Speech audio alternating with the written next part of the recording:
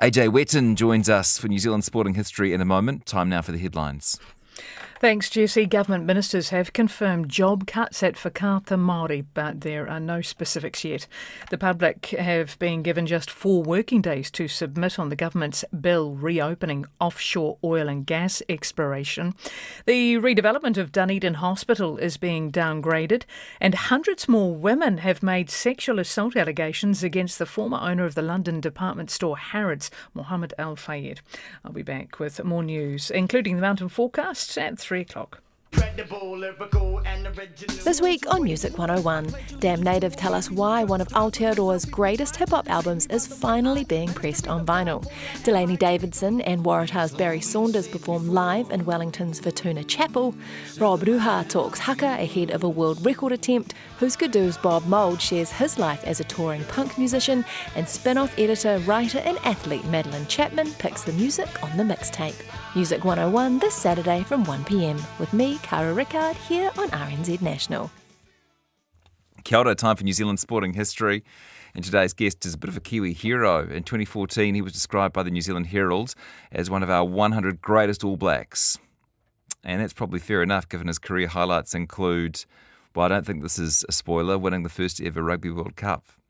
I'm delighted to be joined in studio by blindside flanker Alan Whetton. Hello. Hey, good afternoon, and thanks for the opportunity. As I said, I thought you might be struggling a bit to fill in this half hour, Jesse, to get me along here. But yeah, always good to be on radio and having a chat. Nah, it's great to see you. From a time when All Blacks were total heroes, and I grew up watching you, and loads of other people did as well during some of those glory days. There's so much to talk about. Were you always going to be a rugby player? No, I think in the back of your mind there always is. I mean, my brother Gary, obviously we're twins. There was always a bit of a competitive nature in what we did. We played a variety of sports as kids did in those days. Your parents just threw you outside, you know. Where'd you grow up in Auckland? We were born in Auckland originally, Manurewa. My dad was in the bank, Ken, and we used to call him Old Curly because he was bald. But my dad, he was good. He was a very good bank manager, and we travelled around as you do in those days as a bank manager, right through the region. We did our trips to Wanganui, and then we got shifted to Wellington, and then on to Tokoroa, and Kinleith, big in those days. Yeah, and that's not there anymore.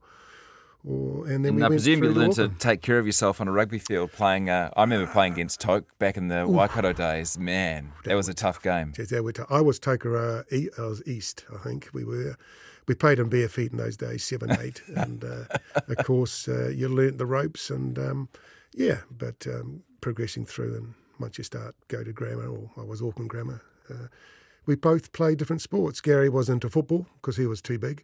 He couldn't play as a 15, 16-year-old. He was the size of a 17-year-old.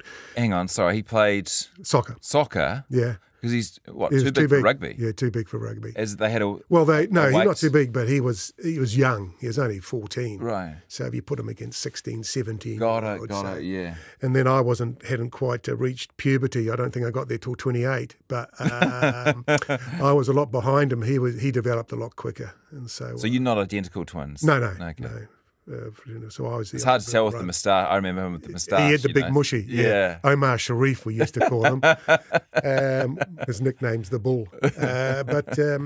So I played hockey for 2 or 3 years and loved it. So you just sort of fall into it. You grow a bit, and next minute you're playing rugby. Yeah, and presumably you both made the first 15, did you? I was a bit slow starter. He played first year, and he was a reserve in those golden days with 75, 76 at Auckland Grammar. They won the competition and Moaska Cup. They were unbelievable. Yeah. The likes of Nicky Allen and John McDermott and those guys. They were local legends there, and the Henry Smiths and the Begleys. And then next year we both became an All Black. I progressed, and we both locked the scrum for our year in 77. And for the All Blacks? No, for Auckland Grammar School. Auckland Grammar, yeah, sorry. Yeah, and you said All Blacks, you mean first 15? First 15, yeah, All Blacks. For Auckland Grammar, and absolutely loved it. We didn't do particularly well. We came about 4th and lost the title and lost the Moaska Cup, but great memory. You guys are close? Yeah. Your twins are. And honestly, I can say hand on heart, we lead totally different lives. But we, I think, only won, 64 now? Maybe only had one fight. And that was only one that lasted from his point of view, and that was it. I never argued with him again.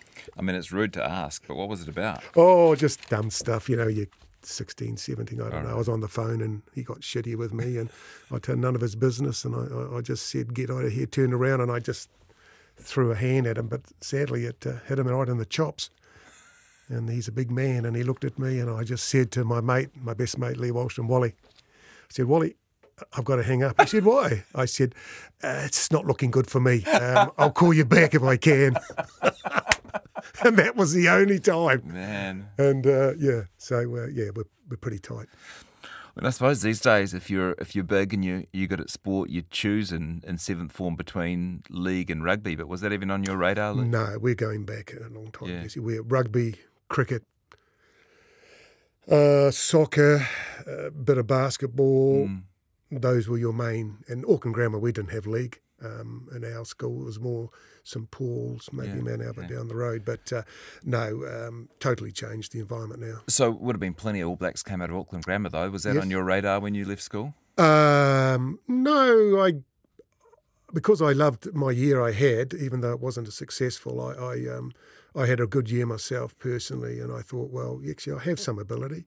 Where does it go? And then you get selected for the northern, what were they, regions or something, and then you think, oh well, yeah, this is cool. I enjoyed it, travelling and being billeted, and gives you a different look on life around the country. And so we decided, obviously, from there you go to your club, which was Grammar, and my brother and I went to Grammar, and we stayed there till we finished, and third grade, seniors, away it goes. Geez, your dad must have been proud, Curly.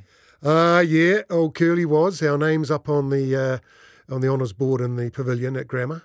So that's pretty cool. When he used to go down, we used to watch first 15 games together. And as he got older, it became more and more for him. Sadly, he's not here anymore. But a couple of years ago when I took him, there was always a tear in his eye to see his two boys there. Awesome. Immensely proud, and so was Mum.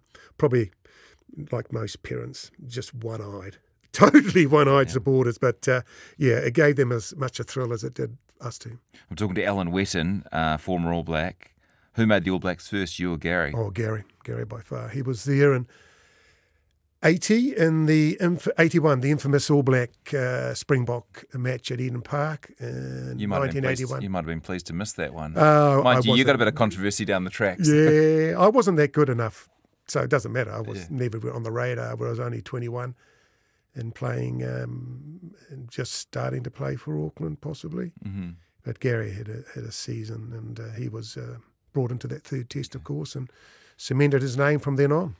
So, that's right. Was it him who got the flower? No, it was Gary Knight. Oh, Gary Knight, yeah. Okay. The All Black, with the flower bomb. Okay, so you make the All Blacks in 84. Correct. Do you remember that moment, how you found out? Yep, I was training there. We were at training for Auckland in the afternoon, running around. But Hardy was my coach in those days, and they just brought us around and they said the tour to Australia's been announced, the squad, and of course Gary was there, and there might have been someone else in the team, obviously I can't remember, Andy. And Andy Dalton, I guess. No, Andy Hayden. All right, sorry. Of course, we were with Auckland, and then they said, and New All Black and Alan Whetton. And that's how they did it. They just named it, and so, it was pretty cool, and I think I trained. I was on, I don't know what, I was running around like a chicken with my head off, that training, and got home, and it was really cool. And to have it with my brother, of course, was extra special. Was the number 6 jersey? No, I was playing 8 in those days. Yeah. 6 for, but I was a utility. Yeah. I hadn't really cemented a position. I had a 6 then, but they used me as a utility, so 6, 8 and lock if there was needed. Now, for any 21 or 22-year-olds listening, Australia used to be a pretty fearsome team to come up against, particularly in the 80s. They were. I'm going to guess that was too early for Michael Liner and... Yep, our adversaries, you did right. Nick Farr-Jones, Yeah. Michael Liner. You had Griggy on the wing. You had Campese. Right. Later on you had Eels. Okay. Gavin. You had Cody. You had... And the guys that I can remember that I struggle to obviously some of the Aussies today because they change pretty regularly, but consistently they had a very good team there. So how was that tour to Australia then? It was cool. I played my first game against Queensland B. Thoroughly enjoyed it. I went all right, but you're finding your way, and I'd say I'm still a bit green. Here you're representing your country at 24. Supposed to be, an All Black, of young age and young experience, and on the world stage, I'd say I was a pass mark, but nothing more than that. Mm. What's it like off the pitch? Is it do you get a sort of a hazing? No, it's pretty cool. You wear all your number ones and the gear, and people recognise you certainly with that clothing. You get a lot of people coming up to say hello. A lot of Kiwis, of course, around the place. So it was pretty good. And what about the other All Blacks though? Did they sort of make you prove yourself, or back that's to the question. bus, that sort of thing? I started my career with Michael Clamp and Murray Pearce as New All Blacks, both Wellingtonians. Great guys. And we're all in the boat a bit. We sort of stuck together because you are the Newies. There is a sort of rite of passage. I'm not saying it's a good thing or a bad thing, but it was just what it was. And there were certainly senior All Blacks. They'd earned that right, had that experience and that mana. And so you had to live up to their expectations as well as your own, and try and develop relationships or bonds with them. Not easy if you're 24 and you've got the likes of, Gary Knight or Wishbone, Andy Dalton. Andy was terrific. Andy Hayden was fantastic. My competitor was Mark Shaw and Max, very personable guys, but still, I was the young one. And they made it quite relevant that you are the young buck coming in and listen, learn. And, but a couple of beers went on the Terps. Things seem to get a bit looser, but there certainly was a bit of a hierarchical tradition in the game. Do you have to learn the haka at some point? Well, I wouldn't say learn. It was thrown on you. But don't forget, the haka was done away, only on tours away. And was it? It was something we didn't put a lot of time and effort in, as you would have seen some of those, Jesse, and the ones before me, bloody average. Some would say put music to it, and you've seen clips. And, look at the...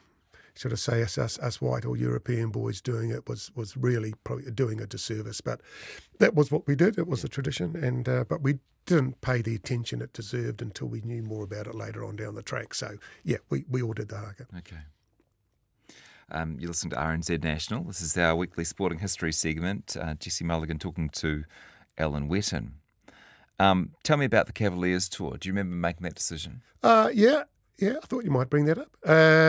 86, we just come off a tour to RG, obviously replacing the South African tour. It was a lot of disruption going on and a lot of press. I thought it was a bit over the top because it's only one point of view. But in the end, you got to make a decision. I always wanted to tour South Africa as a player to test myself, and I thought it was all go until that's taken away from you. There's a lot of angst, there's a lot of disappointment, frustration. Sorry, and just to catch people up, so there was to be an All Blacks tour of South Africa, and then it was called off. Correct. And then there was this other idea of going anyway with a team that's a New Zealand team that doesn't have the All Blacks name and presumably doesn't have the rugby union's seal of approval. It wasn't sanctioned because obviously the pressure brought by to the court, and it was obviously ruled out that you won't be going to Africa. So everyone would happen. So New Zealand Rugby couldn't condone a tour. So some of the boys took it upon themselves. There was a lot of interest because obviously South Africa being in the out of international rugby would have just crying out for some competition, and the All Blacks was something that they had planned. And so in the end, look, it came about. We got on a plane after a match against Canterbury, and straight from the airport, us Aucklanders and other players around the country who were going, other All Blacks jumped on board the plane, and away we went to South Africa for the next 6-7 weeks, whatever it was. Interesting for you, because you you're there to play rugby. You're an All Black. So far, it would presumably been a pretty uncontroversial time. And then you're actually going to make a decision in public and presumably having a lot of people weighing in on what you should and shouldn't do. I presume that's kind of a tough thing and quite a new thing to go through. New, definitely, because All Blacks are usually quite revered and so forth. But, yeah, the country was going on a path of what's right and wrong, apartheid and all that. And we were much caught up in it. So, look, the decision to go was one that I wanted to do, and I'm glad I did, because I got to see an insight myself of what's going on. And I don't need anyone to tell me from their point of view. I was actually there 6 and I stayed for an extra week. So I was there for 7-8 weeks in a country. Can I just say it's a magnificent country. Fantastic people. And I'm not talking about races, black, white, yellow, whatever. Great people through and through. And it was one of, I was pretty proud to go. Controversy, yes. And, we had some controversial issues on the field, but that's South Africa. But off the field, the hospitality, the people, it just gave them a spring in their step that they could cheer international, an event. And even though we weren't All Blacks, we were Cavaliers, yes. I was really happy that I went and saw for myself and got to meet some really great people, both sides of the fence, and to see a marvellous country. It is a fantastic country, and So no regrets, eh? Oh, totally not. Yeah. No. I'm 25, 6, just starting to make my way, not only as a rugby player, because I still hadn't established myself as a first-choice test player. I was still in the squad, not in the test 15. So I was still learning the ropes, but learning more about myself probably, and, to make my own decisions and whether those are wrong or right. It's coming of age, and all those things combined in that tour made me see things quite differently, and I think I matured a lot on that tour. What happened when you got back to New Zealand? Oh, yeah, there was a lot of shit. Are we allowed to say that? There's a lot of crap going on, obviously, and we lost that fourth test. So if we had won and drawn the series, I think people might have said it was justified. But as you came back, we lost 3-1. It just added a bit more fuel to the fire. Especially, there were certain agendas. I can look back now on people had their own agenda and, disgrace to the jersey. I didn't give a rat's bum about that. Made my own decision and I stuck with it. And then obviously the French were coming in 86. Did the All Blacks come back into the test arena? Is there a punishment? Blah, blah, blah. We got whacked with a 1-test ban. Wow, okay. If you wanted to make a point, you would have taken our careers off us. But, hey, it was the interest of everybody that they needed All Blacks to play rugby and we were sportsmen. And so we got punished. And that was, you could say some upside, the birth of the baby Blacks and how many of those players became household names. So I think it was a win for them. Was there ill feeling in the team towards those who didn't decide to go to South Africa? David Kirk and John Kirwan, I think, most notably. Maybe I was a wee bit ignorant. If you're not in a senior role, you sort of just go with the flow. Yeah, and you're only 1 or 2 years in, eh? Yeah, I've got my own path to follow.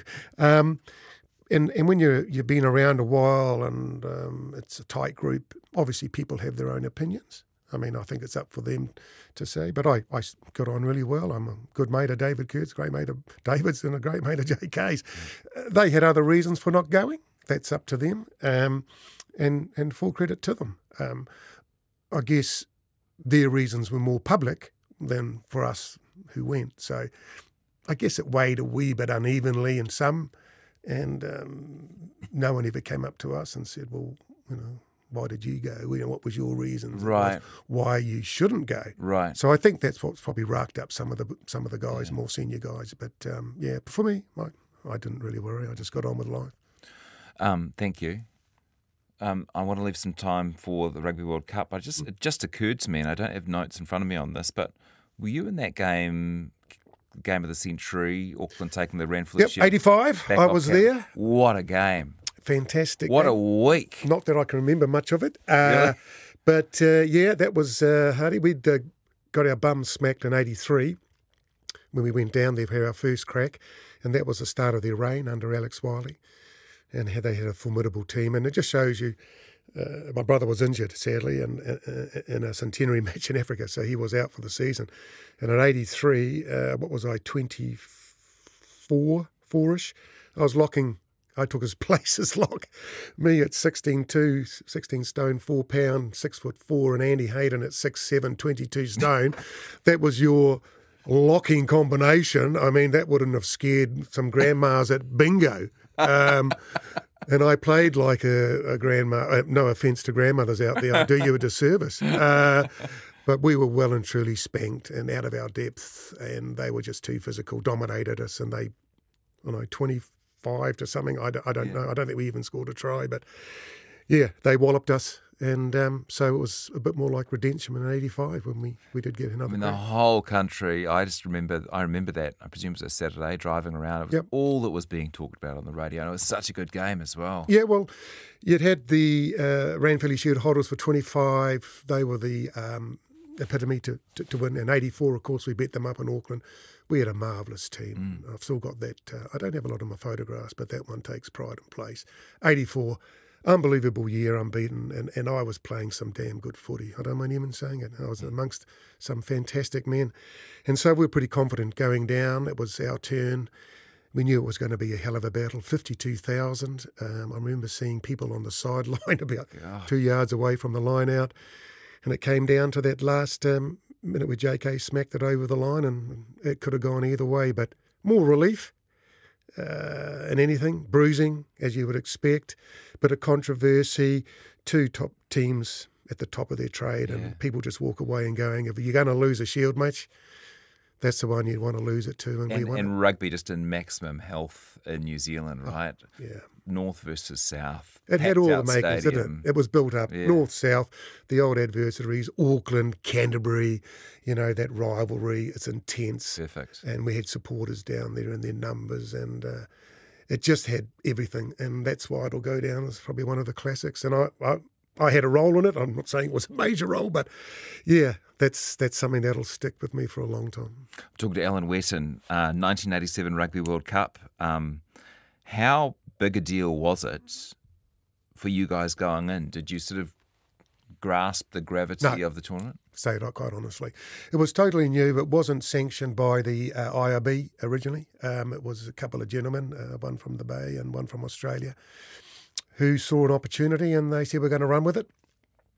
And they got it underway. And after all the issues of 86, it was really refreshing that something was positive, I guess, for New Zealanders, New Zealand public, your sports people to grasp. And it just took away the 85, 86 issue. Yeah. And there was quite a few players retired or who weren't selected. So it was not the broom came out, it was just a changing of the guard, I'd like it to say.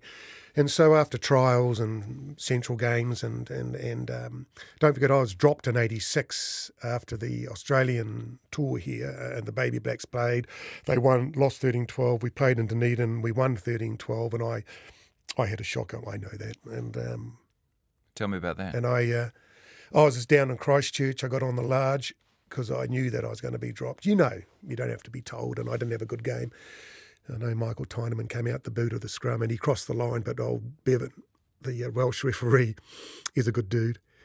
And he said, I can't see. And he says, no try, ref. I said, no try. I got my hand under the ball. I didn't. And he didn't give the try. Well, he did score. And they would have won. Anyway, I got on the laps and I said to Stevie McDowell, and I got onto it. He said, I better take you home, Al. You're not looking too good. And he took me home. And the next day they announced the team, of course, or the next week before the test match. And my name wasn't selected. So Eden Park, and of course they won it, and they won the Bledisloe Cup, and they named the touring party the next week, and I didn't make the Tour de France. Now that hurt. That really hurt. You don't like being dropped, and I hadn't really established myself, so that hurt me a lot. And you got tired of people saying, oh, bad luck and stuff. I said, well, no kidding. I just wasn't good enough. So I got my best mate, Lee Walsh, and my Wally. To this day, he's still my best mate. And he said, let's do something different. So we just did something training-wise and swimming. And went out to the beach and hung out every day and did different stuff. And I came back. And Was that just a colleague of yours? yeah, a mate of mine, my best mate still to this day. Lee always played for Teachers, Lee Washam. He was a copper and he lives over in the Gold Coast. And Geez, what a good guy to have on the team. still today, he's my best mate. He's a legend. And he just said, look, we've got to do things different. You got the talent, but you're just not there mentally. So he was a fitness sort of dude, and away we went. And he was my training buddy. And come February, I was in my top condition. Could outrun. I could out-jump any bugger. And trials, I was smashing people. I was out and about. And it's like you'd had a different bloke on the field wearing these shorts. And people were, who's this guy? And, it was me. And I just matured. And once you get that confidence, Jesse, it's just like getting a shot of adrenaline. You just away you go. And I knew I'd arrived in those trials, getting selected for the team up in North in '87 where they announced it with my brother. And I looked across him and he winked and we said, right, and we're on our journey. Go back to your question, did we know? Little of it. 16 teams coming. We're together for the next 2 months. Touring the country, signing balls. We had a photo session. We did a poster. And then we went into training camp for our first game against Italy and not knowing what to expect, but knowing this was going to develop into a damn good team and one that would set the world alight. Yeah. And did you feel it during the tournament? It did really seem to capture the imagination of New Zealand. Well, when you start and you got a crowd, and old Walker came and kicked off the ball, and I remember Lou Prime, he was in Auckland, did the entertainment of schoolboys marching around with flags of the nations, and you had 25,000 at the stadium in the sunshine at 3 o'clock. I had mates roll up, and they said, Alan, we bought a ticket for $30 to sit at halfway. And here we are watching a test match. So that's how raw it was, unique, and obviously JK lit it alight with that marvellous try. I thought he was quite greedy. Against Italy. Come on, mate, pass it. I was there. Sadly, 38 metres behind him, but he could have done one of those loop passes. Guess who was on his shoulder? Oh, that cheat, Michael Jones. And you're listening, Michael. I know you are. You cheated. What a remarkable man he is. Yeah. And so that set the platform. And to win by that and that style, we all of a sudden realised, wow, this is pretty cool. This is great. I enjoy this. And so then we went on, of course, and played, I think the next game was Fiji, and we did the same thing, and there was only 20,000 at Lancaster. And then we played Argentina at Athletic Park. And then that was getting pretty chocker, because I think the public realised that this is a sort of rugby. It's quite unique in Test match rugby, and we're playing a great brand of footy. And my mate Hugo Porter, of course, the captain, what a great guy. And these are the guys I'm playing with, like my heroes. And we beat them quite comfortably, and then we're into the quarters, and all of a sudden now she's starting to get some legs. And Quarters Scotland. Oh, hardest match of the tournament. We knew it would be. I won't bore you with their team, but the Shark, John Jeffrey, Finney Calder, Smithy in the back, you had McLaughlin, you had McNaughton, you had Milne, you had the Hastings brothers, you had Rutherford, Laidlaw at half. These were tough, niggly, really experienced guys. And so the training that we did leading into that was quite severe, probably one of the hardest trainings camps I've had, and a week leading into it. Our All Blacks wouldn't go through that today. I think that half of them would end in hospital.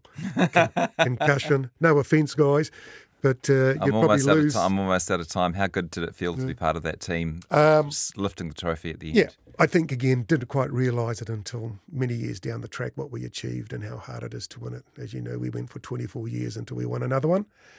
And those men, we cemented our names in the books as the inaugural World Cup winners, something I don't take lightly. Love those guys, very close to them today. We've lost a couple, sadly. But did something quite unique, and forever grateful to be amongst those men who really shaped me as a person. Hey, I've really enjoyed talking to you. Thank you. Pleasure. I really enjoyed being here. Been very generous with your time and your memories. Alan Whetton in for New Zealand sporting history. Of course, there's loads more we could have talked to him about, but we've got a good A good slice of his life there, from his early days playing at grammar with his brother right through to winning that 1987 World Cup here on New Zealand soil.